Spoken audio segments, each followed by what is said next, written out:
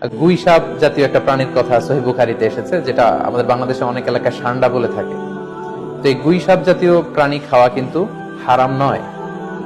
আমরা সহিহ বুখারীর বর্ণনায় জেনেছি যে আল্লাহ রাসূল সাল্লাল্লাহু আলাইহি ওয়াসাল্লামের স্ত্রী মাইমুনা রাদিয়াল্লাহু তাআলা আনহার বাসায় আল্লাহ রাসূল সাল্লাল্লাহু আলাইহি ওয়াসাল্লাম সহ অনেক সাহাবারা খেতে বসেছিলেন। সেখানে একটা প্লেটে গুই সাপকে ফ্রাই করে দেওয়া হয়েছিল।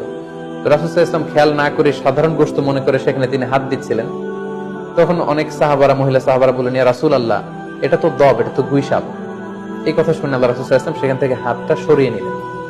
তো এই দৃশ্য দেখে খালিদ ইবনে ওয়ালিদ রাদিয়াল্লাহু তাআলা আনহু জিজ্ঞেস করলেন, ইয়া রাসূলুল্লাহ, গুই সাপ খাওয়া কি হারাম? হারামুন আদ-দাব্বু ইয়া রাসূলুল্লাহ, আপনি যে হাত সরিয়ে নিলেন, গুই সাপ খাওয়া কি হারাম? আল্লাহ রাসূল সাল্লাল্লাহু আলাইহি ওয়াসাল্লাম বললেন যে না, গুই সাপ খাওয়া হারাম নয়, তবে আমি এটা খেয়ে অভ্যস্ত নই, আমাদের এলাকাতে এটা পাওয়া যায় না, এজন্য আমি এটা খাচ্ছি না। তাহলে বোঝা গেল এক্ষেত্রে এটা রুচির সাথে সম্পৃক্ত। সো গুই সাপ হালাল বলে যে গুই সাপ আমাদেরকে খেতে হবে, সান্ডা আমাদেরকে খেতে হবে, এমন কোনো কথা নেই। আপনার যদি রুচিতে কুলায় আপনি খাবেন, আর রুচিতে যদি আপনার না আসে তাহলে আপনি খাবেন না।